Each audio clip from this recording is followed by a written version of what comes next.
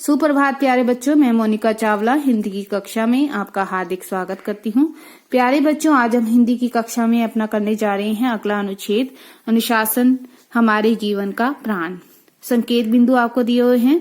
अनुशासन का महत्व, दिन प्रतिदिन बढ़ती हुई अनुशासनहीनता, लक्ष्य प्राप्ति में अनुशासन का योगदान। प्यारे बच्चों, जो भी आपको संकेत बिंदु दिए होंगे उन्हें आप 4 लाइन्स में एक्सप्लेन करेंगे। हर एक संकेत बिंदु की एक्सप्लेनेशन कम से कम 4 लाइन्स में होनी चाहिए। हमारे जीवन में अनुशासन का विशेष महत्व है। अनुशासन का अर्थ है नियमों का पालन करना।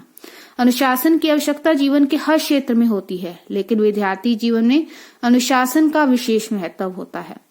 ठीक है ना। दिन प्रतिदिन प्रकृति का अनुशासन यदि भंग हो जाए तो शायद यह सृष्टि ही समाप्त हो जाए। सृष्टि होता है संसार। ठीक है ना। आज जो है अनुशासनहीनता इतनी दिन प्रतिदिन बढ़ती चली जा रही है। विद्यार्थियों में, अध्यापकों में, यहाँ तक कि समाज के व्यापारी वर्ग तथा उद्योगपतियों, राजनेताओं आदि में अनुशासन की परिभाषाएं बदलती जा रही हैं। उनके व्यवहार में उच्छृंखलता का अर्थ होता है उद्दंडता, अड़ियलपन, अक्खड़पन, अनाचार, अशांति के अलावा कुछ नजर नहीं आता। आज हर व्यक्ति जो है वो चारित्रिक स्तर पर भी, यानी कि कैरेक्टर लेवल पर भी अनुशासनहीन होता जा रहा है। अनुशासन से रहित होता जा रहा है।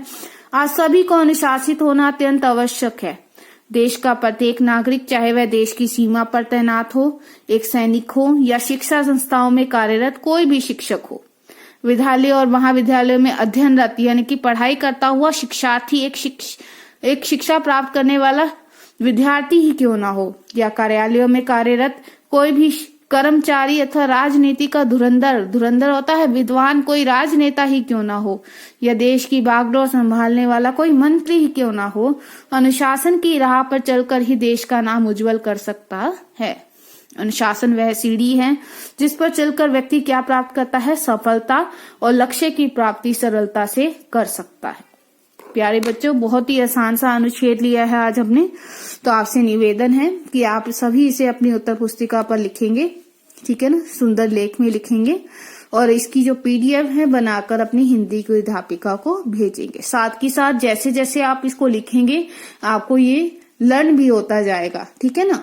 क्या होता है कि जब जब हम कोई चीज अपने हाथों से लिखते हैं ना, तो वो हमें याद जो है वो बड़ी आसानी से हो जाती है। इसलिए अपने लिखित कार्य में कभी भी आप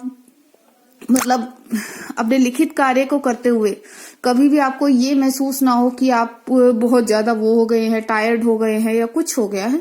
ठीक है ना। तो इसलिए लिखित जो प्रैक्टिस है, लिखित जो अभ्यास है वो ज्यादा से ज्यादा करें। ठीक है बेटा, धन्यवाद।